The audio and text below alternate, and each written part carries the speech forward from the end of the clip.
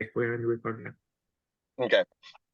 So, are you buying in Utah? Okay, that's a much better question than just a general, broad sweeping. If I wanted to invest, right? Okay, let's drill down a little bit more. Like, what kind of an answer? Let's think about what kind of answer you're trying to elicit when you say, "Are you buying in Utah?" What is that? What kind of a probe is that? Well, I'm trying to find out if he's investing his money buying properties. Okay, definitely, but that's going to be a close-ended probe. Okay, I see. Okay. If he's open to talking to you, he might expound on that. But what he's probably going to do is if you say, "Are you buying in Utah?" is yes or no. I see. Right. So what's a better way to ask that question to get more information that you want from him? Not just more information, but specifically more information that you actually want. Mm.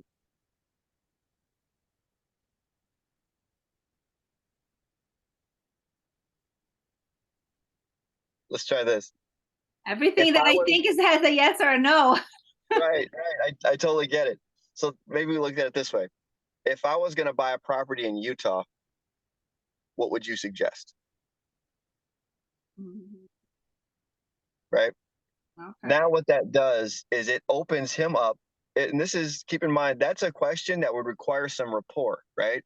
Because you're asking him to see behind his curtain a little bit there. Yeah. Okay. So I would say that's probably one that's going to be more on the back side of my probing. The front side of my probing would be like, oh, well, I've actually got here on my desk that a piece of paper says that you owned property in North Carolina. Oh, okay. Well, what was it about Utah that you liked? You see what I mean? Or something along those lines that's very casual. It's very coffee table kind of a conversation, right? If you're asking him something about, if I was going to buy a property, what would you suggest? That is after he's already decided he wants to talk to you. Does that make sense? Yeah. I mean, because he didn't reply, so he might be surprised. He might not even pick up the phone, but if he does, he might be surprised that I called if he hasn't said yes. Right. Right. So I should expect him to be a little like, why are you calling me? Right. Well, picture like this. Again, in my mind, I'm always on a concept level. That's how I can really understand things. So say like I'm standing in line at my local coffee shop and I turn around and there he is. What kind of conversation would I start with him? Right? I mean, right there in line at the coffee shop, am I going to be like, oh, wow, I was thinking about investing. If you were going to invest up there, what would you do? Yeah. Like that's not something you do like while you're waiting in line because you're super pressed for time, right? Now, once you sat down at the table and we're like, hey, man, you got a couple minutes? We could chop up for a while, we could talk about it. Now we're sitting at the table and now you could do that. But when you're just in that initial hit, what is a conversation you might have with somebody like that? Look at it that way, right? Okay, yes. I mean, I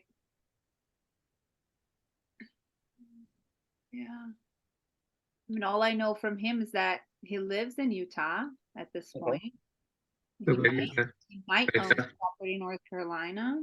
Yeah, maybe I can tell you something. I don't encourage you to stalk people, but I just put his name on Google and then I put Salt Lake City, Utah. And then the first search was his LinkedIn profile. And I get to know all things about him.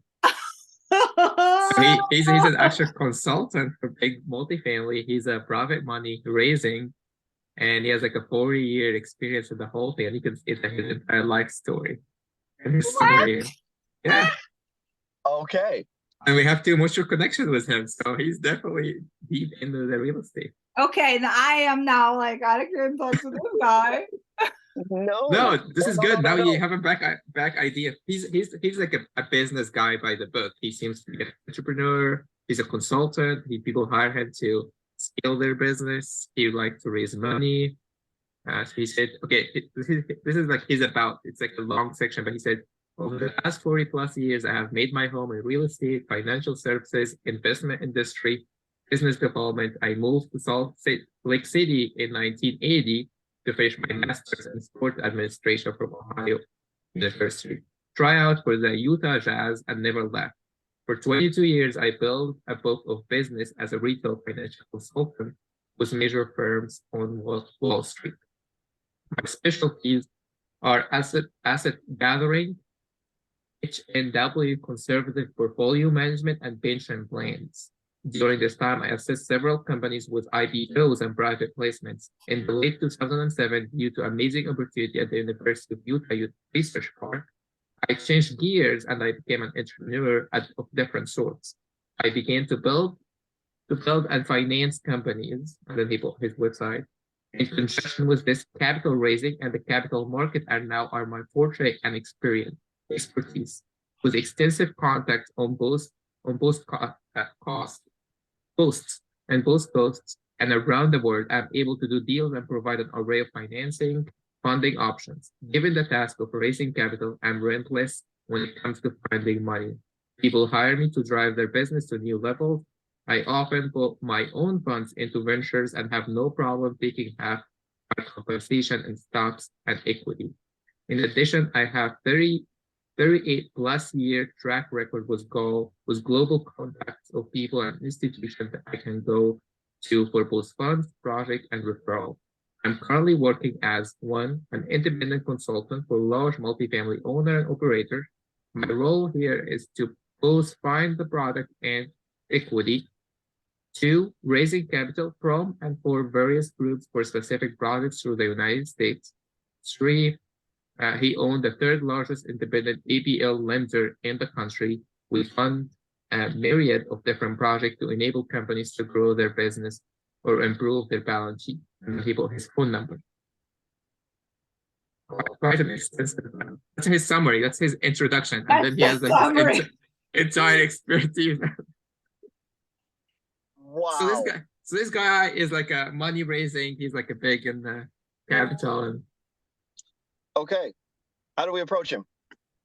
Just off of that bio, what do you think? What's our approach? I was just caught and like regroup. Okay, Vivian, I want you to understand something that is so important when it comes to doing business. Okay. We have a tendency to glorify people who are highly successful in business. Okay. That is something that is a misnomer. That is not something that is a hindrance at all. All right. Actually, here I'll approach it from this direction. You might have heard this. Why is the lion the king of the jungle? Because it's got the biggest, or I don't know. It's not the biggest animal, right? That's an elephant. No. It's not the fastest animal, right? That's the cheetah. Why is the lion the king? The lion is the king of the jungle simply for mindset. That is it. Okay? When an elephant looks at a hyena, it looks at it as competition, a threat, something it needs to protect itself from, whatever the case is, right? We all know that if an elephant went on a rampage, a hyena wouldn't stand a chance. But the elephant doesn't know that. It doesn't think that. Okay? When a lion sees a hyena, the lion goes, lunch. Cool. Right? So I want you to start getting out of that mindset of the fact that just because this person is a total baller, that you don't deserve a conversation with them. My mind goes to, how do I talk to this guy? Like, and asking the question, the only way I can talk to him is to be extremely honest and humble about where I am at. Perfect. But what do you want? Because people like that, the only thing they're going to care about is what you want and what you can do for them. Okay. So how do you talk to them? Be humble, be honest, 100%, but you've got to be clear about what you, when you ever watch Shark Tank? Yeah. Okay. So those folks that are sitting there, that are at that level, when they come in and they're giving a hello sharks, I'm such and such and such and such, and they give their stupid cheesy little pitch. As soon as they're done with that pitch, the sharks all giggle at them, and then they go, give me your numbers. What do you want? What can I do for you? What do I get from this? They're just going straight at these like very direct questions, right? So you can be humble and honest. That is an absolute must with people like that. However, if you don't know what you want from that conversation with them, you're wasting their time. And if you can't convey in that 30 seconds where you've got their attention what you can do for them, you're also wasting their time. Okay? So keep that in mind. And how do you think you should approach this person?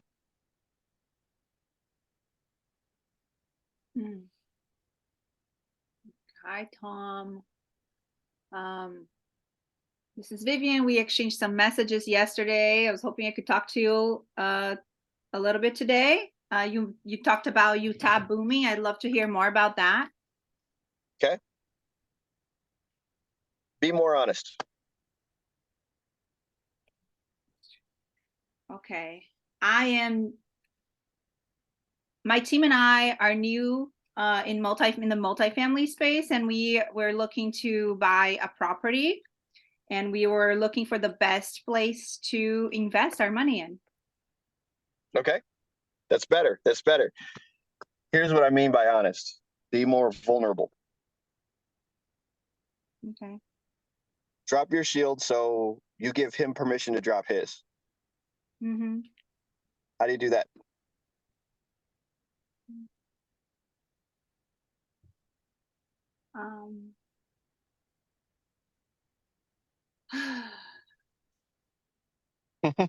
Don't get stressed.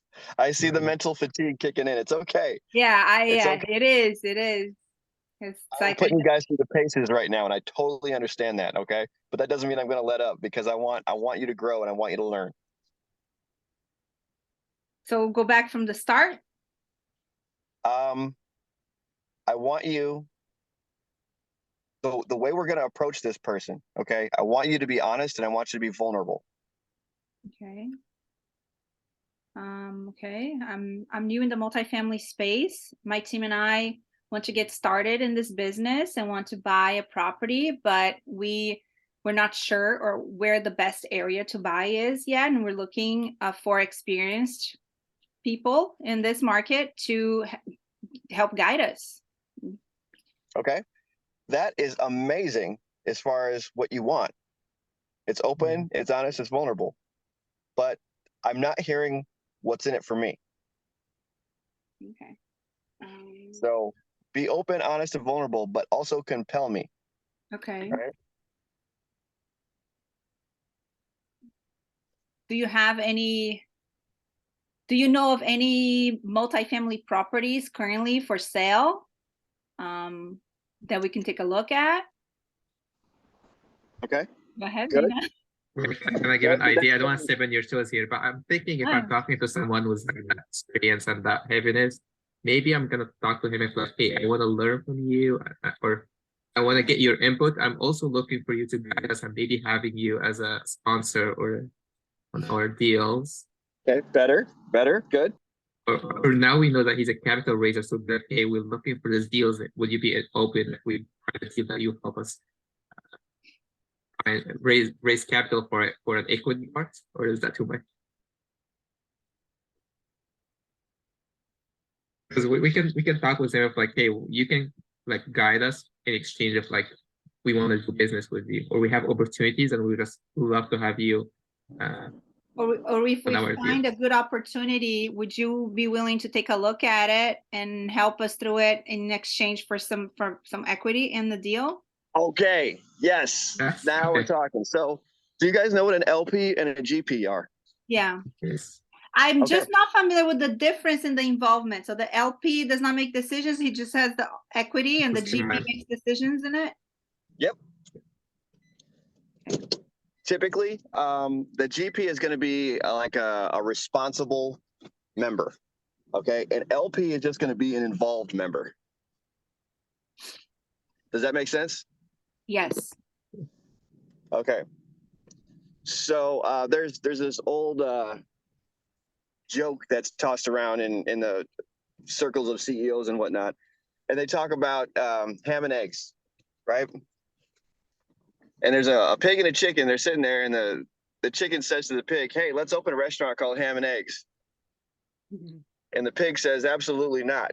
Chicken says, "Why?" The pig says, "Because I'm responsible and you're involved." The point is that for the chicken to have that restaurant, the chicken lays the eggs, right? Yeah. The pig has to give a pound of flesh, right? The pig is responsible, the chicken's involved. So given that, if we're asking him to give a pound of flesh, we better have a really good return for him. But if we're asking him to be involved and have a good return, that's a whole different ballgame, right?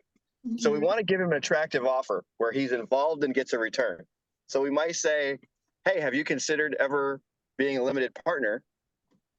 Or would you consider being a limited partner and helping us guide through a process while we buy a property in Utah?"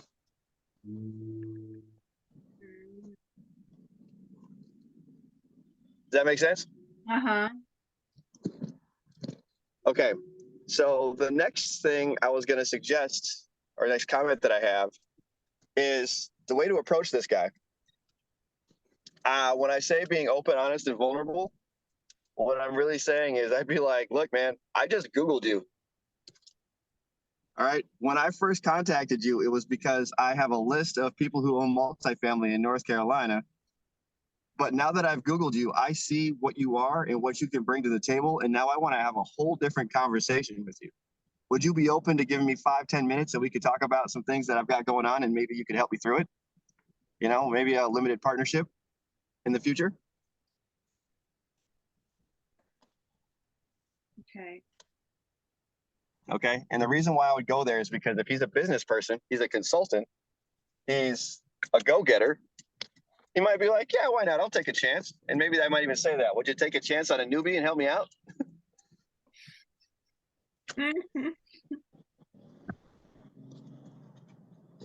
Yeah, but if he's a consultant, he charges to give this type of information. That's right. So sometimes in sales, you play coy. Do you know what I mean by that? Like, boy, No. no.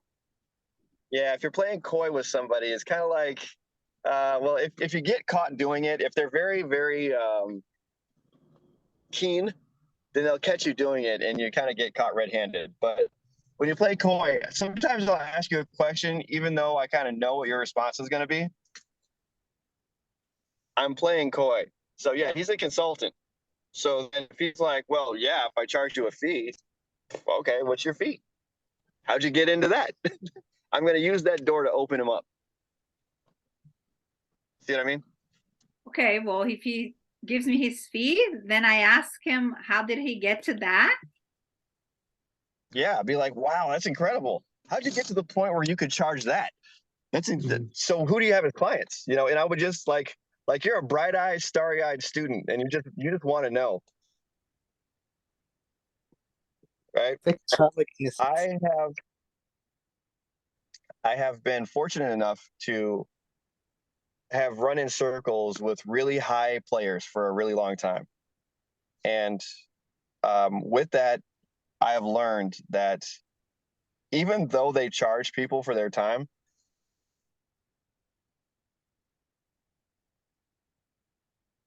He froze, Oh, right? Sam, you froze. Sam, you can turn off your video. I think your bandwidth was low. Hello, can you He hear us? freezes at the juicy parts. I know, it's a cliffhanger. Oh, he's back. Oh. No? yep, I'm back. Sorry, guys. Oh, yeah. So I don't know what you picked up there, but You were about to explain and then you froze. oh wow, okay. I was probably switching over to my Wi-Fi because I just brought it back. That if you're running with high-end players, a lot of times they'll give you that information that they would typically charge people for. They'll give it to you for free if they like you and you get them talking. So I can't count how many times I've got really, really important people who, for some reason, like me and will just give me things because they like me, and that's just it. Where it's like, wow, I should have paid you $1,500 for this consultation. They're like, yeah, probably, but whatever. You're like, oh, cool, thank you. Right? So we want to reach that kind of rapport with them. So let's just back up real quick, and we'll go a little less academic with some stuff, just so you guys can kind of get a little bit of mental break, and then we got to get some phone calls in. But let's consider, what's the point of building rapport? Like, what are we trying to do? Well, we're trying to make the person feel comfortable talking to us. We need their trust, right? Comfort, definitely, but we need their trust. So if you think about building trust, if you're being, or you're coming off like you're a bit conniving, or like you have an agenda while you're building trust, it ruins the whole thing, right? So it's super, super important that while we're in this rapport building phase of ours, that we're able to really genuinely be interested in what we're doing, okay? Or what their feedback is on what we're doing. So positioning ourselves like we're students, or that we're newbies, or that we want some information, or whatever the case is, that's great. That's a great approach, but it can't just be like your approach. It has to be like what you're really doing. Does that make sense? Yeah. Okay. So the fact that this guy is texting you back, that's a buy sign. That's a good thing. Okay, that means he's interested in talking to you at least enough to give you the time of day to shoot you a text every now and again. So that's something we can work with. The way that I would say that we should approach this guy, okay, your next text message needs to be something that is going to prime him to want to open up about what it's like to be investing in real estate in Utah. Whatever that is, okay? And now that we've got a LinkedIn bio, use it. Okay, he put it out there for the world to see. It's not like he wants to keep it private. So use it. Say, hey man, I just looked you up. You're a big player. That's incredible. I didn't see that before, but now that I know these things, I would really love to talk to you about investing in Utah, because I think you've probably got some amazing insight. Something along those lines. Okay. Mm-hmm. Yep. Yep. All right. So all that to say, yeah, should we make some calls? Yep. All right. How do we prepare?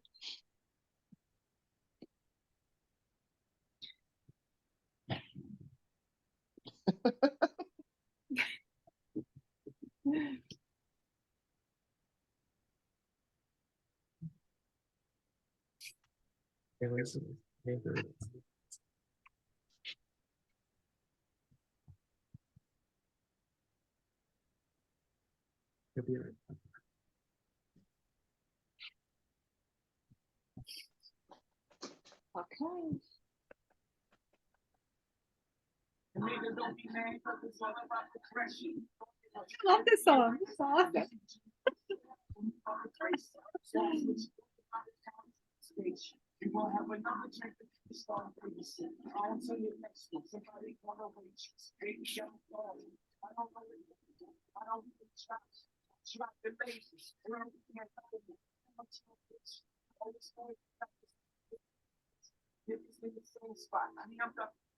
All righty, Mina.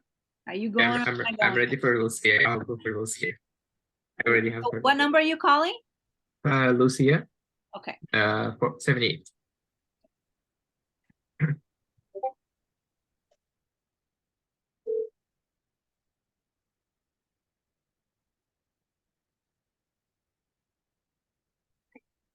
Sure. I'm not available to call this time. Please leave me your name, number, and a brief message, and I will get back to you in the earliest opportunity. Thanks, and have a great day.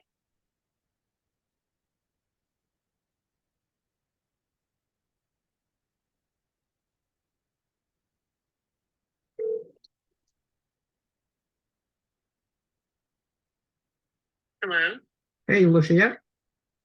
who's this? This is Mina Solomon here, and I have some partners, and we are multifamily investors, but we are new to your market, and we see that you have active investment in Fremont. So I just wanted to, if you have a second to talk with me, and I just wanted to network with I other. don't want to sell it. Oh, no worries. I just wanted to network with other investors because we were just looking in this new market. So we just wanted to get a sense of how is the market doing and what are you doing with everything going on there. Doing fine. Okay. And yeah, would you mind if I ask you how many investment property you have? I do mind. Okay. I don't know you. It's a first year financial. Oh, no, I just want. You're asking me how many investment properties I have is a financial portfolio information. Okay. Okay. You know what I mean? It's a private. You're asking me about my holdings. So what stock holdings do you have and what's your broker? Do you have Amazon? How many shares do you have? What was your strike price? That's kind of, it's just personal to me. No worries. I mean, all I mentioned was I'm new to this market and I just wanted to see. You're new to North Carolina? No, to the Clemons and Winston-Salem. So, I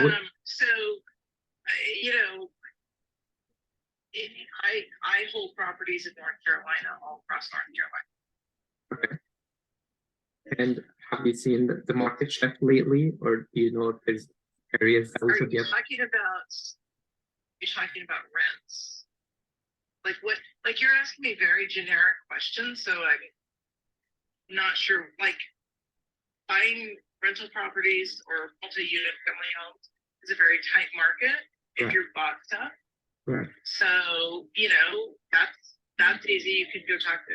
I have an investment broker that I work with, but if you're asking about rents, rents are stable.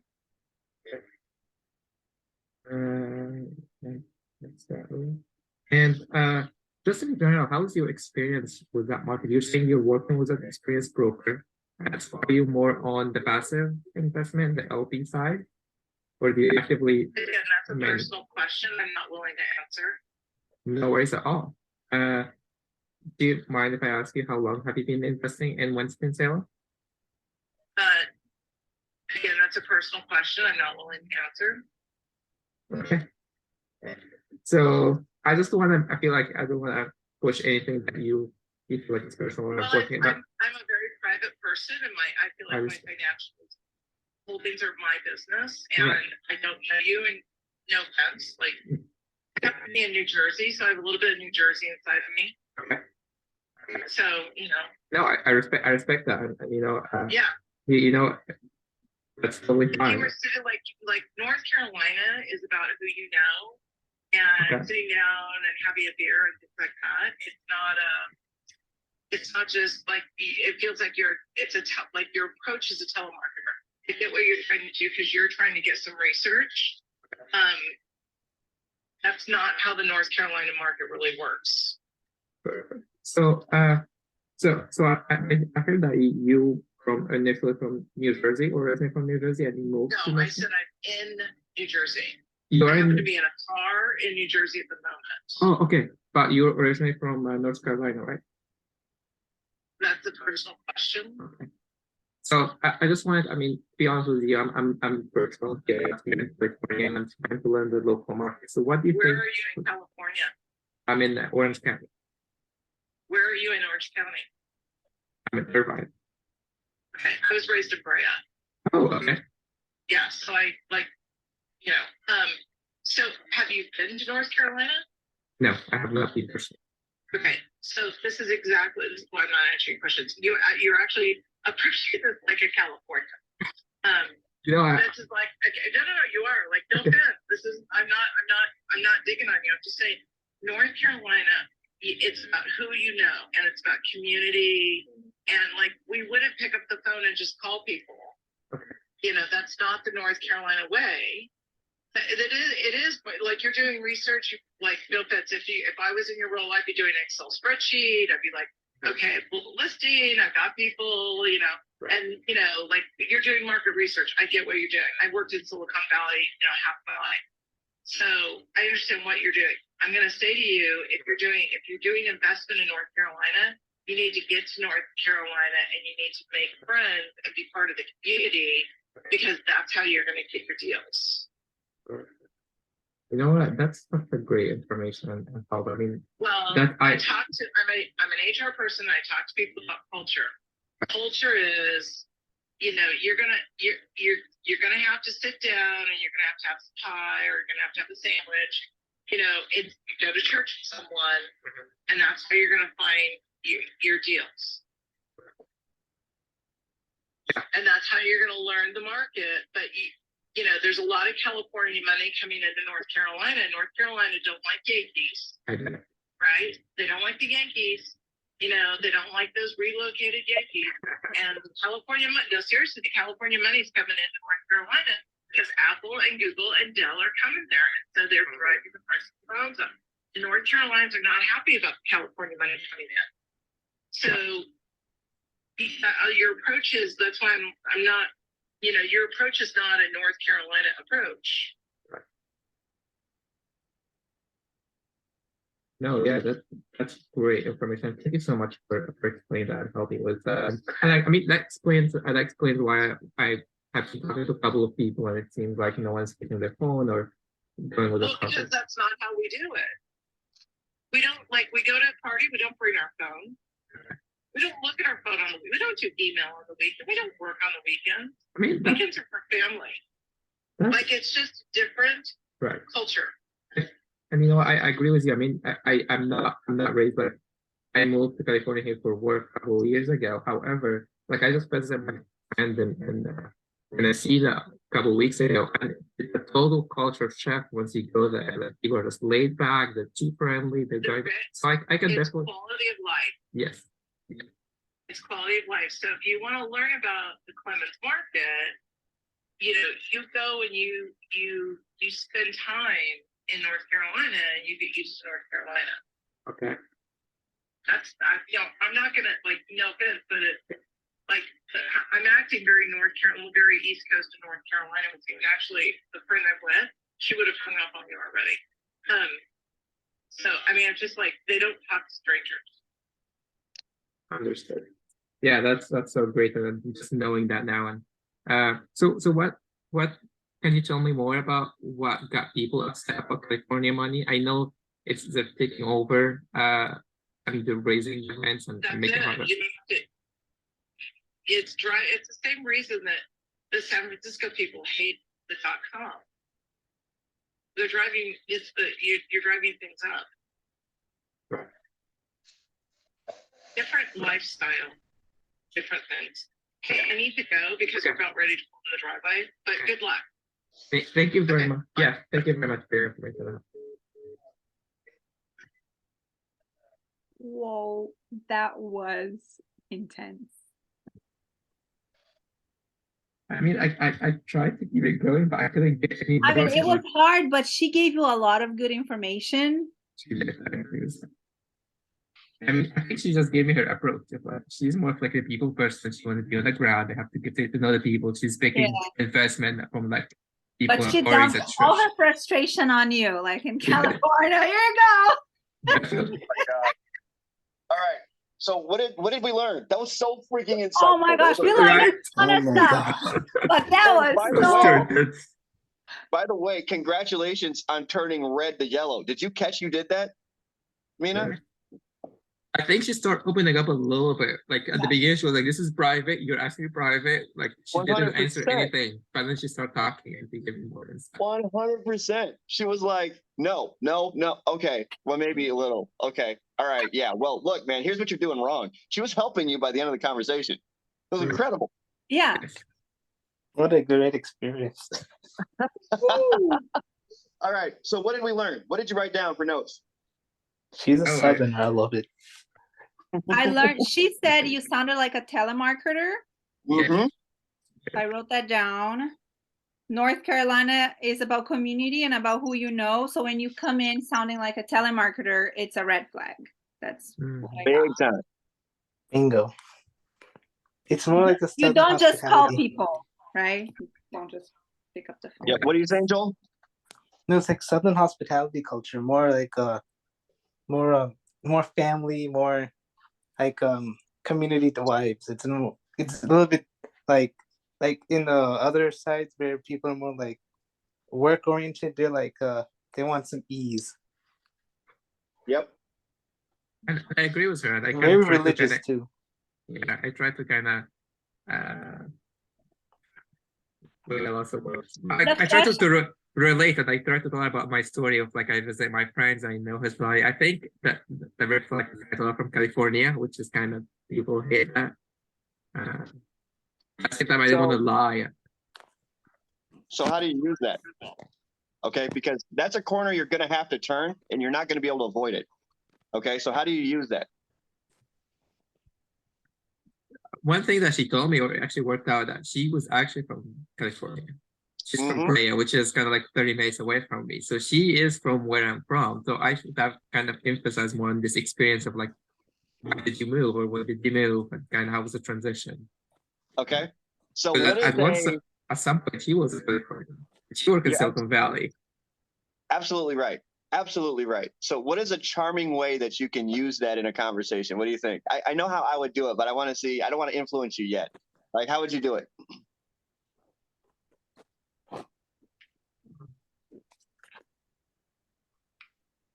I'm from the California place too, and yeah, the culture here is very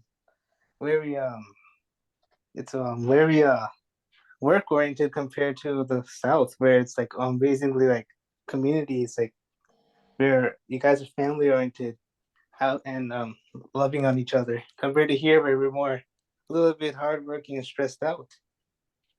Mm-hmm. Good, good, very good. I was Here's thinking more what I would about, do. okay, Uh, I was gonna say, my approach was gonna sound more as like defensive. So I was gonna tell her like, hey, I'm not like a poor Californian. I just moved here. I mean, I moved here for work. So mhm. you know, more explaining like, hey, this is not like the typical California you think about, and I'm here for work. Like probably you moved for some reason, you know. Okay. So it's not like in my choice of being here. Right, right. So that would be a good approach. What would you be appealing to her with that approach? That I'm like you, and I understand the frustration, and I know how it feels when you're having people coming with big money trying to inflate your local market and make it difficult and raising rents and scooping and doing all that. I Okay. understand that, but at the same time, in my position, I am not like that. And at the same time, it's not. No, I don't have the option to like just go move to North Carolina to invest there, but at the same time, I don't have the option to invest in my backyard in California to meet with people and talk to. Because I agree with you, California is not a great place to invest in. This is not people that I want to do business with and all that. Okay. Perfect. So one of the things that is key to building rapport is to make yourself relatable. Okay. Do you have a quick story that you can tell to explain why you understand what she's saying? Do I have a quick story? Related Oh, storytelling. I do because you know I went to college here in Irvine. It's very expensive as students to rent an apartment, and most of this big apartments are owned by like Chinese investors that comes and buy those and they charge big rent. And I know how hard it's gonna be not being able to afford a place what's necessary. And That's it. Okay. So I would stick away from saying Chinese. I would say foreign investors. Yes. Okay. And she would know that because Irvine is very popular by having like foreign investors. Totally. But the reason, and keep in mind, I'm totally engineering things here, right? When we do things like, back end and we're analyzing stuff, we can say it perfectly because we've got time to think about it. Then we get in a situation and we kind of fumble it up a little bit. It's totally fine. Yes. But the more we practice well offline, when we get online, the more agile we are, the better we are. Okay. So the reason why I would say foreign is because Californian money is viewed as foreign money in North Carolina. Right? So if I'm like, you know what, I totally know what you mean because I went to college in Irvine and I remember what it was like if you wanted to buy a house or an apartment or anything, all that foreign money was driving up costs there and made it really difficult. So I totally get where you're coming from there. Okay. She is now going to understand that you understand her. So that's going to help take a brick out of that wall she's building. Mm. Right? Mhm. So the thing about building rapport is to make yourself relatable. The fastest and most effective way to make yourself relatable is to tell a story about your own experience. And the reason why that's so effective is because you can add all those little details that make it authentic. Right? Does that make sense? Yes. Okay. Yes. And because it's your own personal experience, now you're opening up and you're sharing with her. And she's like, look, I'm a very private person. I don't want to talk to you about this. Okay, you say, look, I totally understand that you're a very private person. I can respect the fact that you're a very private person, but I'm willing to open up my own personal stories to have this conversation with you because I think it's that important. Now, do you see how assertive that is for me to say that? Yes. I'm literally saying, I get that you're a private person, but that's BS. I want to talk to you. That's literally what I'm saying. But the way in which I'm saying it is very respectful. And using my own self now as a personal example to say, look, I get that. All right. But I want to open up to you. Can you open up to me so I can have a conversation? Because I think it's worth it. Do you think it's worth it? Right. And you're throwing that ball back in their court now. Okay. Mm. So, all right. What else? What else did you? Well, actually, let's backtrack to the approach. Oh man, what was it I was gonna say? I hate it when I lose this stuff because I don't have my notepad with me. Right. There it is. That's what I get for eating.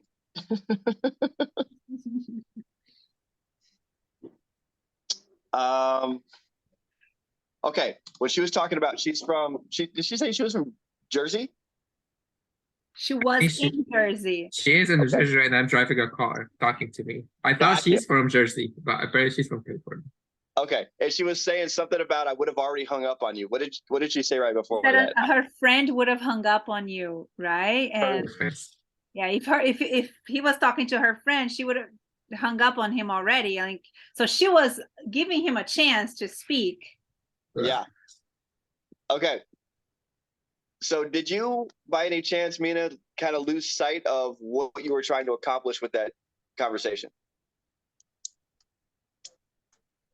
I mean, at this point, because at the beginning she made it clear she doesn't want to sell anything.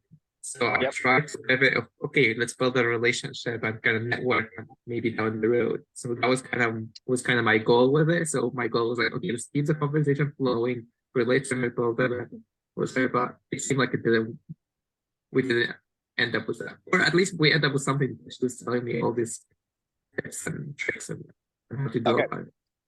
Gotcha. So in that case, specifically, because every conversation is different, she comes off the top with, I'm not going to sell it. Like she cuts you off. I'm not going to sell it. Right. Okay. What do you do with that? That was the first thing where she kind of set you back on your heels a little bit, right? Where she like pushed you back and you're like, well, okay. All right. So how do you pivot that? What do you think? Can you tell me more about why are you not selling? Okay, you could say that. You could address it directly. That is an approach, and it's an effective approach. Absolutely. Okay, but let's talk about a few other things. So you've got multiple tools in your toolbox, so you know how to pivot in several directions from that next time. Okay, so the first one, maybe we go direct at it, right? We say, hey, why not? Cool, why not? Tell me more. Right? All right, what else can we do? The second one was like the one I used where I told her, hey, I'm not looking to buy it. I just wanted to network with you since you're local to the market and I wanted to learn more about that market. Okay, so then we like redirect or we deflect. Yeah.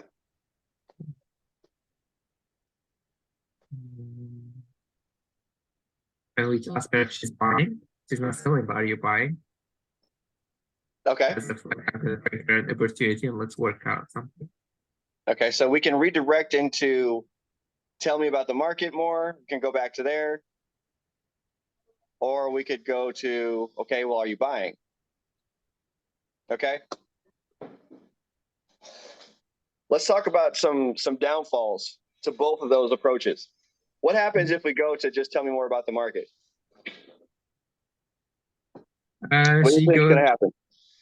well, I think her approach wasn't gonna, maybe she would have told me more, but I don't know. She seems like she's not wanted to spend time to do that. If she would have a gun and talk about the market and tell me all this ramp about it, Yeah, I've she learned said to take you were notes. asking general questions. Yeah, she said. That's what I was going over with you earlier, Oh, Vivian, about Very being general. good about your questions. Okay, good. So when you say tell me more about your market, and she's the downfall to that is she's going to want to know then what you mean. Okay, you're going to open her up and you're going to kind of say, all right, I'm going to ask you a question that's going to probably incite you to ask me another question. Okay, so you got to be careful about that part. If you go down the road of, okay, well, are you a buyer? That still might be biting off too much too soon, because she's told you several times I'm a private person, right? And she doesn't want to get into her finances and all that kind of stuff, which means that you didn't have rapport with her. Yeah. Right? Does that check out? I mean, she didn't give me any chance to build a rapport because she honestly was blocking me, which she's pushing me away. Was Okay. everything she said. Unless if I tell her I'm a private person too, I would have this conversation because. Okay. Good. Because that helps her understand that you understand her and what she's saying, and you can respect where she's coming from. That's all very good. Let's talk about that building rapport thing, though. Okay. Once you get through the door, now you've got to be able to build that rapport. You got to be likable. You've got to be charming, and you've got to get them to trust what you're saying to a certain degree. Okay. So how do we do that? What makes you likable? What makes you relatable? What makes you trustworthy?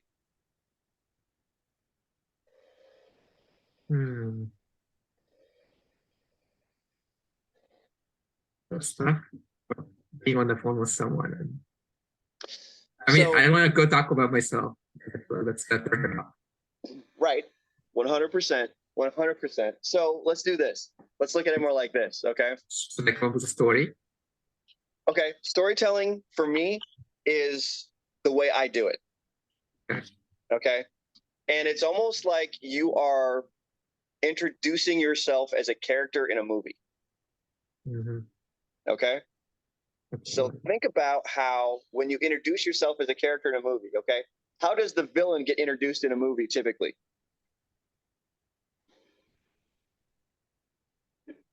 Blocking some evil thing and Yeah, the lighting darkens, the music changes, something bad happens, and the villain smiles, and everybody gets it.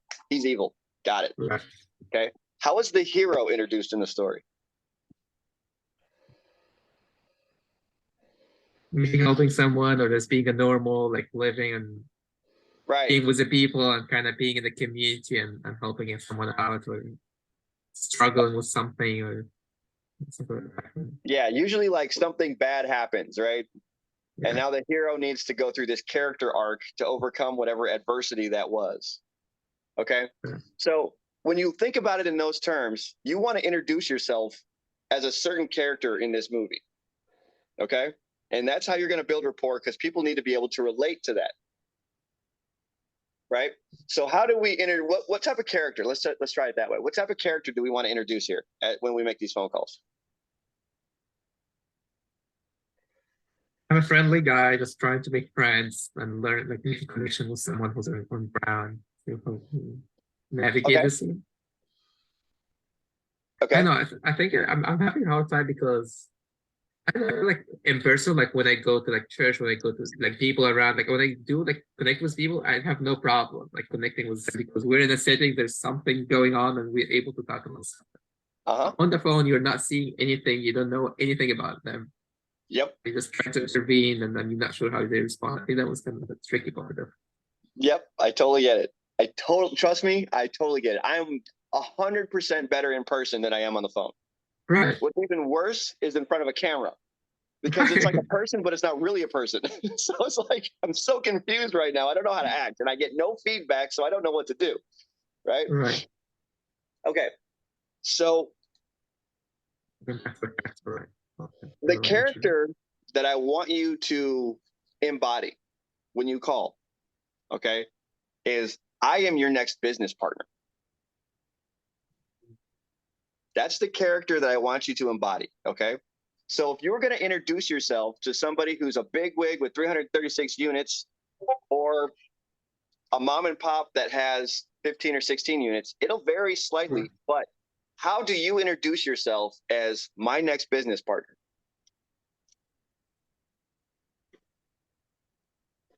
I'll be like, hey, I mean, we are doing multifamily in other states, and we are trying to get into the market. But we're lacking that boots on the ground, and someone with an experience like yours, but really been living, working, investing in that market, and believe in it so much that we wanted to have a partner like you to help guide us through that process, or lead us, or even consult us.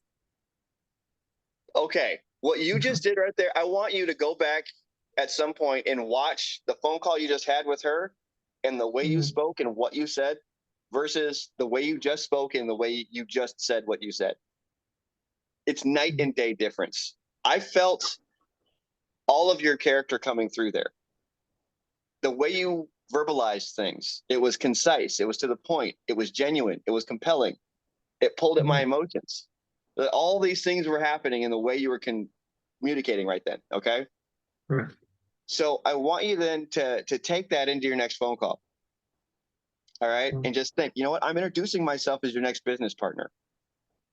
Yeah, I'm not the strongest. Yeah, I'm not the most experienced. No, I'm not bringing a crap ton of money to the table. And yes, you might have an asset that I'm interested in, but I want to partner with you and maybe be a buyer, maybe be a seller. Maybe you're going to be a funder. I don't know, but I want to talk to you. That's how you introduce yourself, right? That's good. Okay.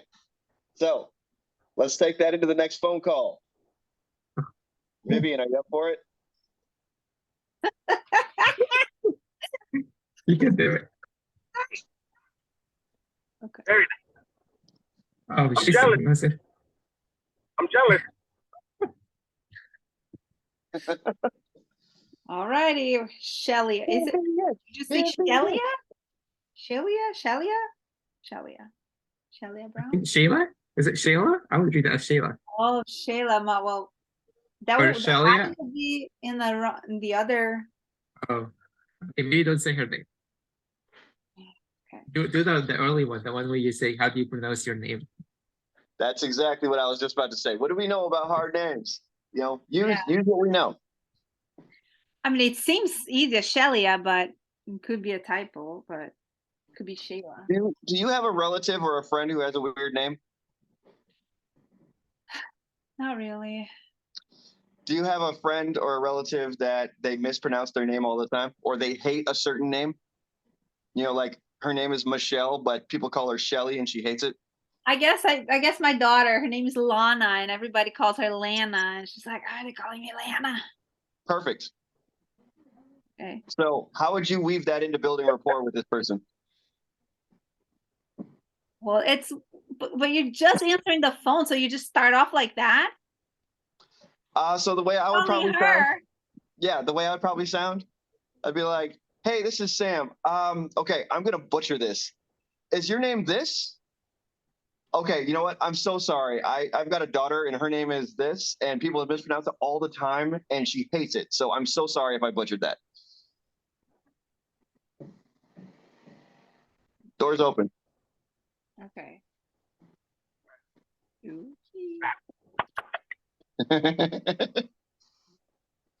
Energy. Get your energy up. Move. If you stop, it's awesome. I mean, that kind of reminds me of one thing. I'm like, on my calls, I do this with brokers. I have not attempted a single direct to seller call. I'll be honest to you guys. But what I tried in the first one was like sort of the way how you said, but like we will like pointers. I mean, like we're looking to buy multifamily and we're looking, can you point me into the right direction? Something like that I usually have said in the beginning. Or like so another thing I used to say was like we are what's the thing? We're whether we buy syndication, whether we buy principal or RP partner, we're well funded and we can close. We have sponsors that have more experience than us. Some stuff like that I threw in, and it usually worked well. Yeah, it helps soften the hard rock that is the typical cold called head. 100%. The only thing I would say about that is try to stay away from like catchphrases that sound like catchphrases. So, like, say if you said, we're well funded and highly motivated. That's not something that people would normally say in conversation, but they might say, look, man, we've got a lot of money and we want to work. You know, you're essentially communicating the same thing, but it keeps you away from that telemarketer vernacular. Makes sense. So don't want to sound like a telemarketer. I want to sound like a real, you know. Yeah. Yeah. And you'll see, like, over time, like what I was doing with Mina, over time, you'll develop a character, you know, and you guys can kind of see me click into that character when I was role playing with Vivian earlier, where my character is kind of like this goofy, lovable, huggable, kind of insistent kind of a guy. What are you doing today? Yeah. So How would you apply this to agents usually, like you know, regular agents, like the ones who are like just rough and like, or like all they care about is usually commissions, right? Like in this, especially this market. So like the straightforwardness.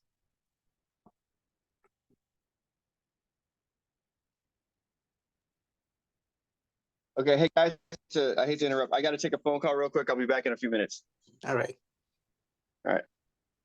but keep going. That's good. Okay, I'm gonna go then. Joel, do you want to try one? I mean, I'm on my phone right now, so maybe in a bit. Okay. Okay.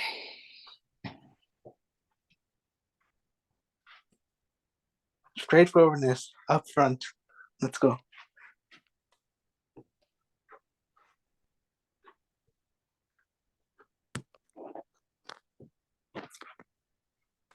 Please leave your message for Brown speaking. How may I help you? Hi, Miss Brown. This is Vivian. I hope I didn't catch you on a bad time. I am. Oh my gosh, that was not her. It was a message. I got so confused. Oh my God. It sounded like she answered. I know. Well, that's It was interesting. Miss Brown speaking. At least Okay. now you know how she addressed herself. Yeah, I'm gonna try again. I think there's somebody at my door. It's probably my mother-in-law. She'll wait a little bit. I'll try again and leave a message.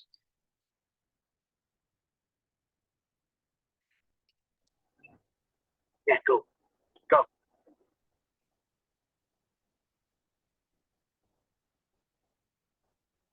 Please leave your message for Miss Brown speaking. How may I help you?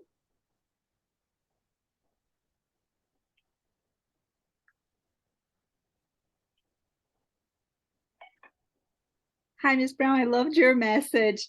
This is Vivian. I'm calling because I am I'm new in real estate in North Carolina, and I was hoping to connect with you.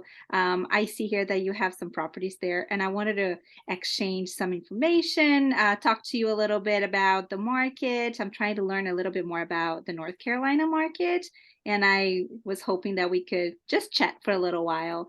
Again, my name is Vivian. I'd love to talk to you if you have a little time. Call me back if you can, or you feel also free to text me. My phone number is 510-730-2730. Again, my name is Vivian, 510-730-2730. Thank you so much. Okay. Nick, that was great. I mean, that was a trick message. And on that, yeah, it was a trick message. But you're great on the phone. You're great. And Yes. it looks like you're a great note taker, and you read your notes. When I do my notes, they look like a doctor wrote the notes. Oh, Right? it's crazy over Same here. here. Okay, you did great. I don't know, me, I just get on the phone and I just bang, bang, bang, bang, bang, bang, bang. So I'm always like, go next, go next. Keep going.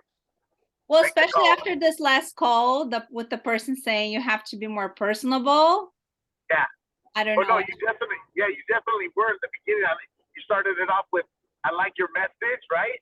Yeah. So right away, ease, like, oh, okay, like my message, yeah, you know. And then you went in, and I thought you did a great job. All right, Mina, you want to go? I'm going to open the door and I'll be right back. Yeah. Okay, I'll do the next one. Go, Francis. go, Mina, go. Sam, one question for you. Can you post some recorded calls? Is that for Sam? Yeah, for Sam. Yeah, Sam's left. Oh, he's Yeah, here he had to now. go. He, He's- He's here. he had to get on. Yeah, he had to get on the phone. He had to go take a phone call. So we're just hitting, we're just going. Mina's making a call. Yeah, so the call we can talk with him. All right. What are you saying, babe? Yeah, I'm Oh, gonna call to I'm back. Francis. I'm back. I heard you. There you go. All right. What was that question? We would love if you can post some recorded calls, like because you do really good on the phone. He wants you to like- call, Sam. He wants you to call the people. You know what? I don't have a setup to do it. I should though. I really should. You know what? Kim's coming into town because of her dad, and I'll talk to her about us using some company funds to invest in that. So we can get like a setup so you guys could actually get those, because I would love to do that and really show you guys kind of like what I sound like and what I'm like in action. So you can hear me like when I screw up, and you hear me like critique myself, and all of that. Sure, yeah. Or maybe if I could That's just like what we want to another hear. phone. I see Oh. Jerry always posting screwing up and like messing up with these agents at times. I'm like, okay, everybody does it. Oh my God, yes. And I'll tell you, I have had thousands of sales conversations on the phone. And to this day, I'll hang that phone up and go, crap, why did I say that? Like, oh, what was I thinking? Like, So, three to Yeah. somehow at between the times of 2 to 5 a.m. That's where I'm like, I come up with all the realizations of what to say. I'm like, oh, I should say this. This is a really good conversation. Oh, I should like bring up this. Like Dude, that's how why I don't- came up with like asking brokers about if they want to lend with us, or if they want to what else they do, if they buy or stuff like that. I just started coming up with random stuff. yeah, that's freaking great. Do you write them down? A little bit, yeah, here and there. I wrote Right. some down, luckily. Like Write right now, those I'm unable down. to recall the stuff I'm saying. So Yeah, that's why I'm having yeah. a harder time explaining to you guys. But so many ideas come at that time. Well, I'll say you this, write them down, and then on the next Zoom, put them in the chat, or, the next Zoom that you're on, put that stuff in the chat. Be like, hey, this is what I was thinking about last night. Try using this line, try doing that, and just give us all the tools to work with. That'd be amazing. Oh yeah, that's why I made like a script of it, like just tiny stuff, bullshit I usually say. Uh-huh. Yep. So I don't know if you were on when I was talking about how I will typically stay away from a script. Now, that doesn't mean that I won't write down like my entire end of a conversation. I'll write that whole thing down sometimes just because I want to see how it flows. And it gives me the opportunity to analyze certain words so that I can wordsmith it better. But Yep. then when I'm actually on the phone, I don't use that script. It's just me analyzing how I say what I say. Exactly. It's And very I seen like effective. KJ, KJ Mudd. She was telling the brokers how they're new, but they have sponsors, but they have amazing sponsors and so they're well funded and can close stuff like that. She was telling them, and like boom, like they instant rapport are building with them. I mean, even I went to like an open house one time, and just like randomly, I did not even care, but I had no expectations for this. So that somehow I did better on that than I do in normal calls. So like I just went in randomly. I'm like, hey, I want to see about this property, and like yada yada yada. And then I asked, does he do anything off market? Though do they do sub 2? He knew what sub 2 was apparently, and he wanted to teach me negotiation. So old dude. It's kind of funny how like if you're younger, it's the conversations go different. Like if you come off like a little innocent kid, like I want to learn this, man. Yeah. Yeah, that goes to that sage mentality I was talking about earlier. If you play dumb, it goes a long way. If you act smart, it doesn't work. Yeah, well, so when you play dumb, you're coming in from the underside. In other words, like I'm open to whatever you have to offer me. So Yeah. it flips the paradigm. Instead of I'm trying to give you this or sell you this or I'm trying to impose on you, it flips that paradigm to no, I want to tap into you and I want you to impose on me. And all of a sudden it's a whole different conversation. Absolutely. I know. I'm like, I thought the opposite. I used to like prepare so much. I'm like, I'm going to act like the smartest one in the room. Then that did not work. That backfired. Yeah. Oh my God, it backfired on me last year. I'll bet. I'll bet. Yeah, nobody likes to know it all. Yep. Yep. Unless Right. you know so much that it's completely overwhelming. Like if you Exactly. could call that person and be like, listen, I know that your property is $750,000 underwater. I know that you have to offload this by March 15th or you're going to get hit with another $50,000 tax bill. Here's what's going to happen. I'm going to give you 1.5 million for that, 500,000 down, $10,000 a month for the next 36 years, and I'm going to get you out of this. Like if you can go that far with it, then yeah, you can probably get away with the know-it-all thing. But if you can't go that far with it, don't try. Exactly. Where are we at? Who's calling? Oh, I was supposed to be on calling. Well, I'm gonna call Francis now. But hey, question for the lady we talked about earlier, Lucia. Do you think there's still a chance should I text her and be like, hey, thanks for all the good insight about the culture in North Carolina? Maybe that way. I would text 100%. her. Okay, because I was gonna text her to thank her for the call and Do all it. that. I learned that the hard way. Absolutely. For brokers, like I used to think if they send like a deal, I never used to respond back if it was bad. But then I realized that's the stupidest thing I have done. Like the deal they send you, for example, or like anything. Oh, calling.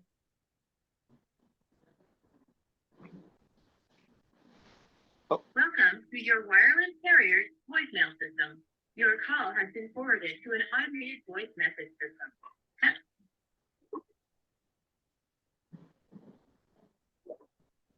Welcome to your wireless carrier's voicemail system. Your call has been forwarded to an automated voice message system. At the tone, please record your message. When you are finished recording, you may hang up or press 1 for more options.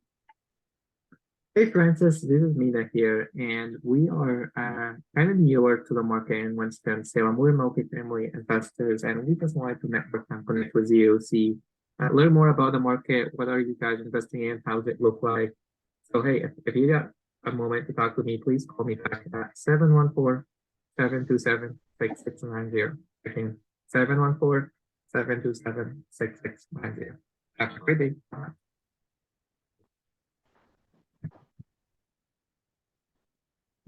Wasn't the Vivian. best, but- Vivian, give him some feedback. Loved it. I loved it. He sounded completely different right there. I thought he was very confident. I tried to be more Beautiful, bubbly and beautiful. energy. Little authority there. I More loved it. relaxed. I don't know. Yeah. You passed through some kind of a barrier there, man. It was great. I think the avatar helps me, like thinking about Very avatar, nice, how do very we want to come up across as a person, it helps. 100%. That is awesome. Yes, You said we. very nice. You said we. That gives him. That's a double-edged sword, but it's a good thing. All right. So we kind of gives him. Well, before I get into that, what does we convey? That we are a group, we're an institution. Okay. So remember, we're calling North Carolina. Yes. And this is why it's a double-edged sword. We means, okay, there's probably a team of investors behind this, okay? So they probably have money, right? Exactly right, Joel, community. We're talking about North Carolina, though, and you're calling from a California number. So if you say we, you're the enemy now, Yeah. potentially, right? So if you just come off like that down home, I just want to learn, can you help me out? Then it changes the dynamic a little bit. And then later on, maybe it comes out that, all right, yeah, it's a team of investors. You know, I have a whole team that I work with. So we've got the cash, we've got the capital. We want to invest it. You know, same time, we don't want to destroy the community or the culture. So can you tell me how to do that? Oh man, that is powerful. Yeah, that's big. Yeah. Culture, yeah. Very nice. I agree. But you'd leave that you would talk to a person like that, right? You wouldn't leave a message like that. Or I would do both. yeah. I would do both. Yeah. One of the biggest skills you can learn or develop when you're on the phone and doing phone sales is to talk to a voicemail just like you're talking to a person. Right. And it's a similar skill set is talking to a camera versus talking to a person. It's equally as awkward, right? Yeah. So Yeah, just pretend like that person has given you 20 seconds of their open time and you're just giving them your quick, this is who and what I am and what I'm trying to do. Can you help me with that? You know, and then that's your message. Yeah. Okay. Your elevator, your business card, your elevator pitch. That's right. Have you guys ever done elevator pitches before? No. Oh yeah. I did. Okay. Did you guys do that? There was a The Vina challenge by Jetty challenge. yeah, the Vina Jetty, they did like the challenge to do the elevator pitch for raising money. So you have Oh to my narrow god, I it have down to to catch like up on that. she said she's gonna do another one soon. It was very Yep. helpful. Have an avatar in your mind that you specifically talking to, and then you're having there was like a structure. You have to do a sentence instruction, a sentence of like what are you doing, what's the purpose, and hook, the sentence of like how we help them with it, and then you Okay, wrap it up. say that one more time. There was a sentence where you introduce like introduction. You saying, "Hey, this is Mina of Elevate Investments, and we invest in multifamily, and then the purpose of it, or investors to realize double-digit returns on their money and get the tax write-offs, all the benefits from them." And then there's two sentences like you're addressing specifically to the avatar. So you have an avatar. Are you talking to like a 40-year-old woman that's busy? She's a lawyer that has kids, so you try to let her appeal to that, or are you talking to like an older gentleman like a buy? So there was like an entire portfolio that you have to run. What's their race? What's their age? How many kids? What's their vacation? What's their dreams? What's their struggles? What like all of that. And you've kind of tried to put something of like, hey, we do this to you be able to get an extra vacation a year or afford a child care or like all this. And then after that, at the end, you don't give them all the information. So you don't talk about deals, you don't talk about what we do or anything. You just give them, hey, if you're interested, let's connect sometime, and just give them your phone number. So you kind of leave them with a hook of like, oh, you draw a picture of like, hey, you're doing this vacation, or you're having enough cash flow that you can afford this expensive shoes for your kids. Like she used an example of like here, she has like a professional mom that has a kids, and the kids' shoes, so you have to change them all the time. She was like, oh, you can afford a budget of 100K for your baby shoes. Okay, I love it. So here's what I wrote down. I wrote down there's three parts to your elevator pitch. There's the intro, the appeal, and the hook. Yes. Right? That's freaking great. So let's just do this real quick, round robin, for the next 5 minutes. Elevator pitches. Ooh, okay. All right. For us right now, trying to get deals. Man, man, I'm getting fuel right now, bro. Man, I don't even know. I want to ask you what we're doing exactly because I was having to maneuver around all these cars. But no worries. round robin, I guess. Tell the stories. Okay, I'll put it on hold. Go. We're doing elevator pitches.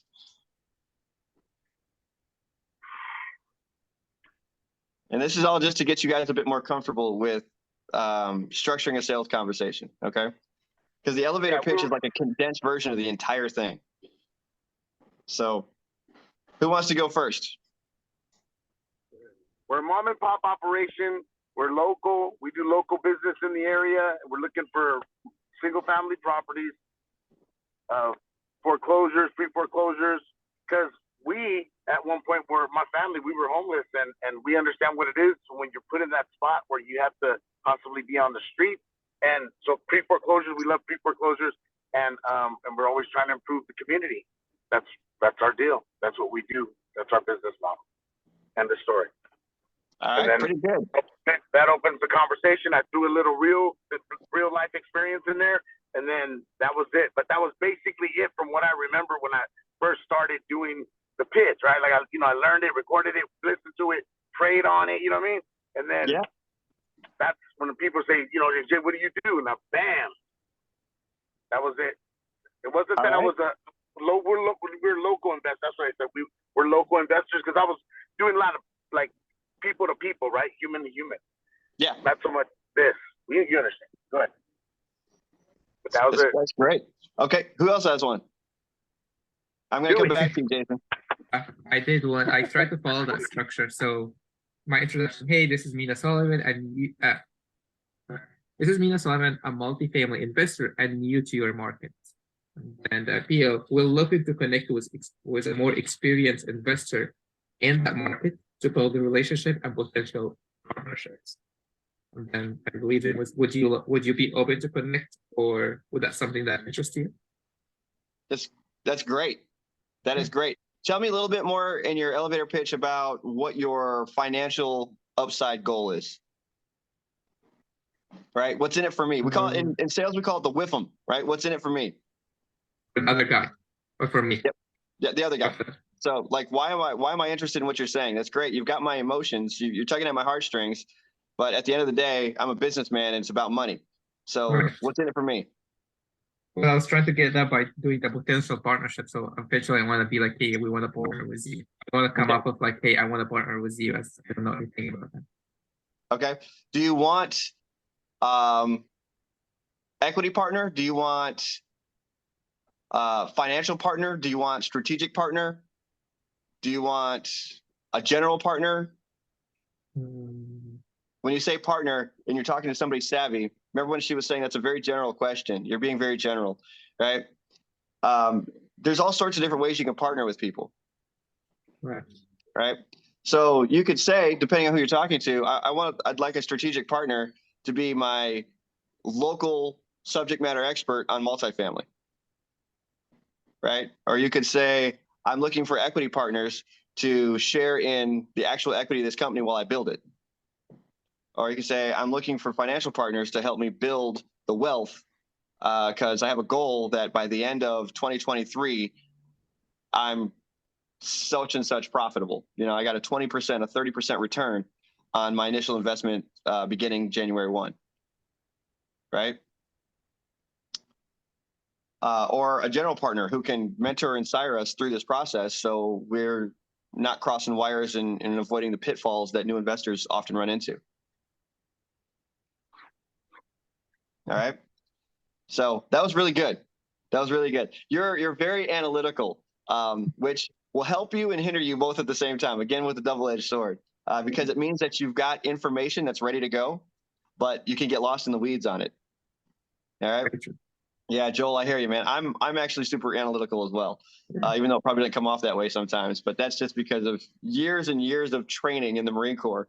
My squad leader one time, he'd been out of the Marine Corps for 6 months and he wrote me a letter and sent me some pipe tobacco and wrote me a letter. And he was like, look, Sam, you overthink everything. He goes, just freaking jump, dude. Okay. Sometimes you're meant to hit the bottom. So just let it hurt. Okay. Stop overthinking. And I was like, wow, that's some sage advice. He told me that 20 years ago. So I never forgot it because I am an overthinker. Okay. I love this. I received it. This is exactly what Yep. Oh, Jason is leaving? Oh, Jason leaving? Maybe not. Jason, are you leaving? No, I'm just getting fuel, but I gotta hop out there. I gotta go inside the place and do all that. But I'll sacrifice it. Go. Okay. Yeah, he said me too. That's what he was saying. He was okay. Right, Sorry, Vivian. I was like peace out or something. Yeah, Vivian, are you ready? I can do mine. I mean, I'm working on it. I can't read what I got so far. Sure. My brain's tired. I understand. Mental fatigue is it's a kick in the pants, but you got to overcome it. I know. It's just because it's a different way of doing things, and it's taking a lot of effort. I completely. We are redrawing neural pathways in your brain right now. That is exhausting. So I understand completely. Okay. Hi, my name is Vivian. I'm a multifamily buyer new to your market. I'm looking to connect with local owners who can bring their knowledge about the market and join in as an equity partner. That's what I got so far. Okay. That's it. That's all you got, Viv. That's it. Did I have an ending? I don't know. That's it? So no, that's amazing. Tell me about your hook. Well, my hook is the equity partner, right? Like you can help me out and then come in and join the deal. Okay. I might say potential Potential. Okay. equity partner. Mhm.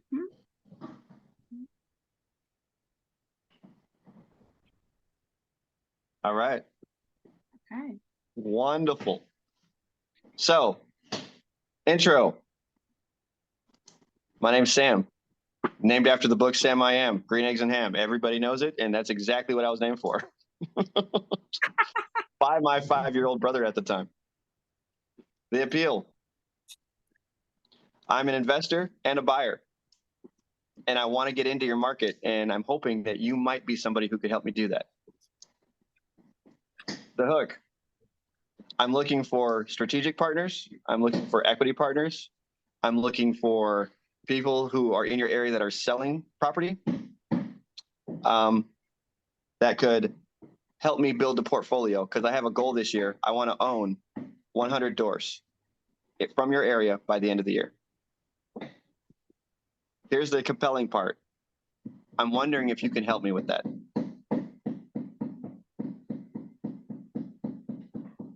Okay. They're compelled. The hook is, I'm wondering if you can help me with that. They're like, no, I can't. Okay, cool. Who do you know that can? And why wouldn't you help me? What's wrong with you? Why are you such a jerk?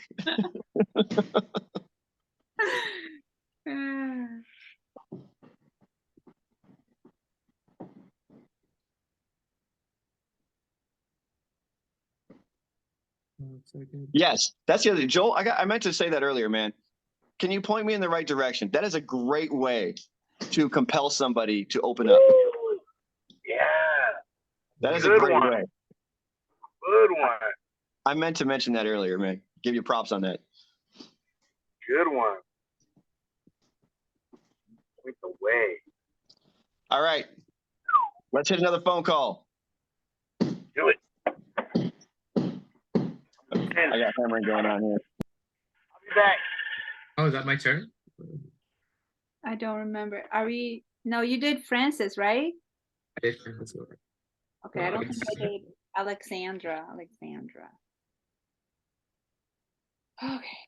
You two have grown so much during this conversation. You're like different salespeople from this morning till now. It's I incredible. love it. We won that. Yeah. Get my music here real quick.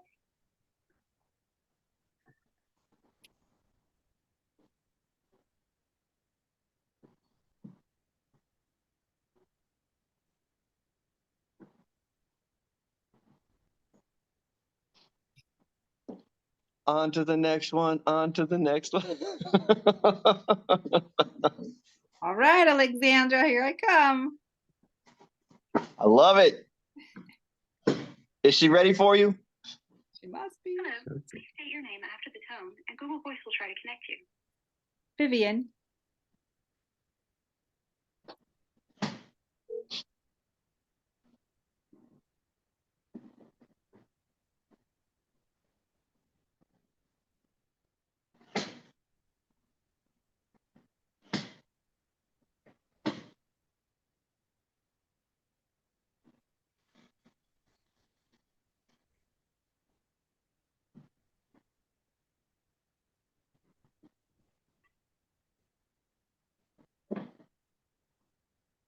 The Google subscriber you have called is not available. Please leave a message after the tone. Yes. Hi, Alexandra. My name is Vivian. I'm a real estate investor and I'm a buyer. I'm new to your market and I was hoping to talk to you.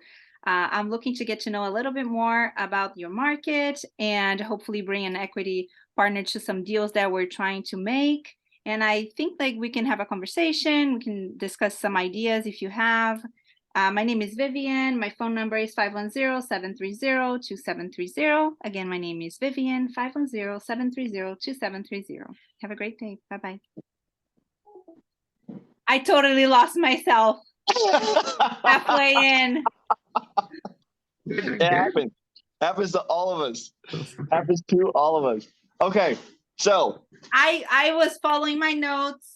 My notes got blurry. I had scribbles and I lost it. That's why I can't use scripts for that very reason. Because if I lose my Yep, place, I scripts look are down and I problems. need to like find where I'm at, and it just throws my Yep. whole vibe off. Okay, right. one question. How will you apply all this to agents? Because I have a lot of agents who are also doing multifamily. So I'm like, and a lot of deals they have. So I'm like, they're a little bit different, you know what I'm saying? Especially explaining terms to them. Yeah. My ex-wife is an agent, and I know many real estate agents. I'm in construction, so I deal with real estate agents all the time. So they're a bit different. The way, if I was cold calling an agent, okay, the agent is driven by commission.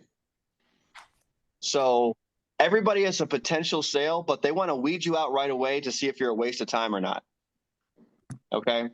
So if I was calling an agent, I want to convey that I'm serious, that I could be money for them if they give me a call back, and what it is I'm looking for. Because the questions that they're going to ask you are going to be like, okay, what specifically are you looking for? With the conversations that they're used to having, this is a better way to say it. The conversations that they're used to having is, okay, tell me about the house that you're looking for.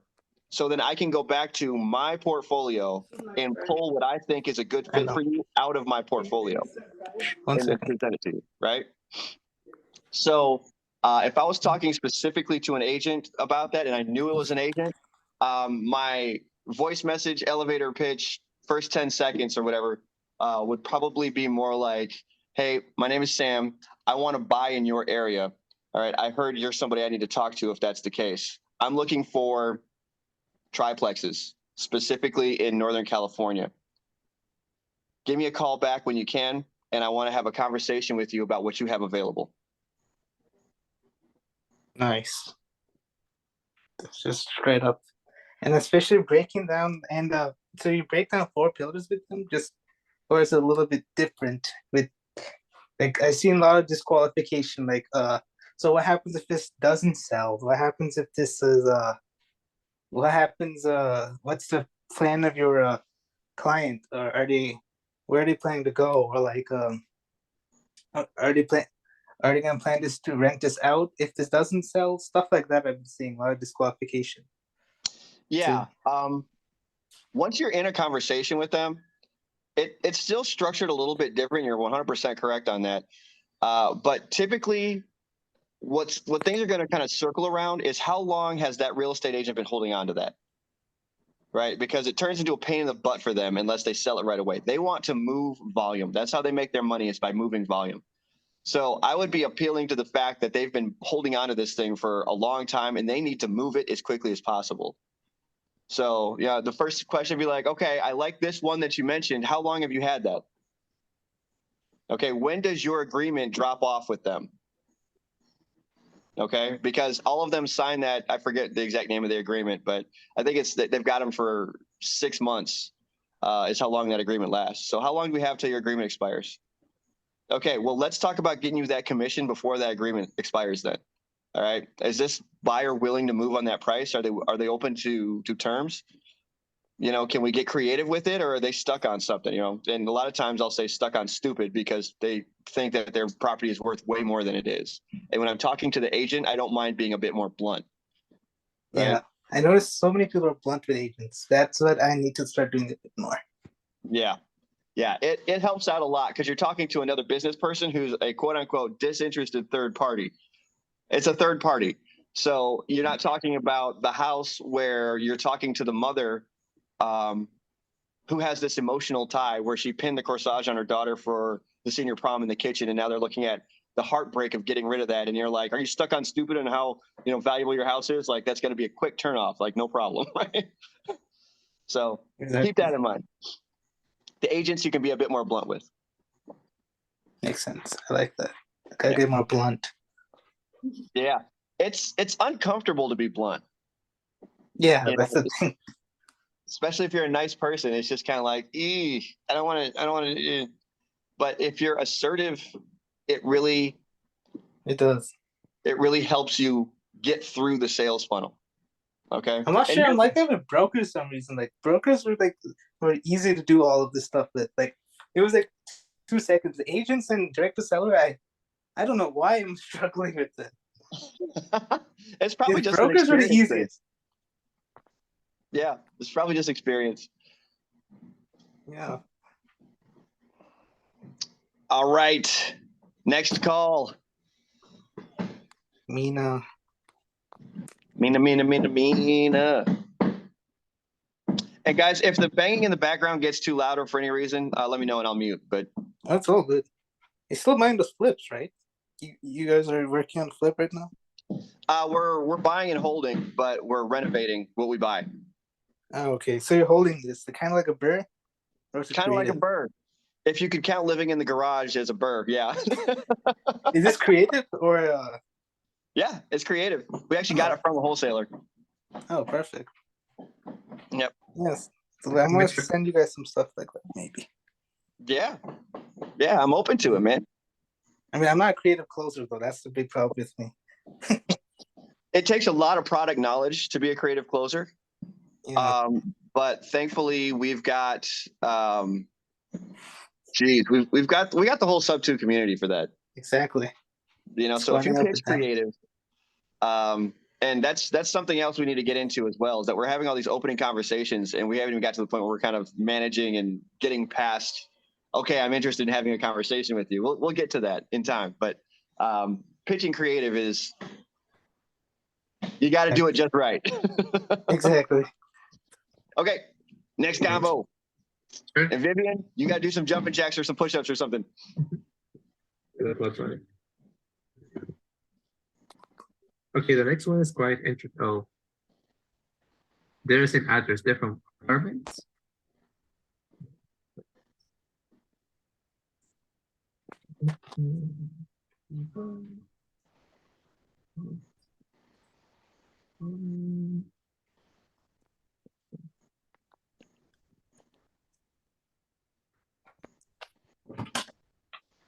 You dialed is not in service. Please check the number and dial again. OV9.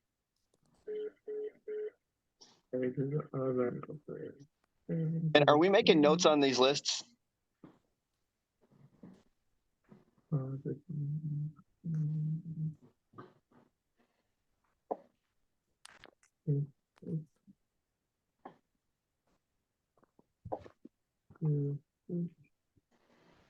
Not that I know of.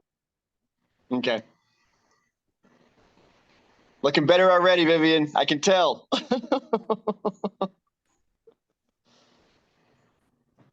Did something happen?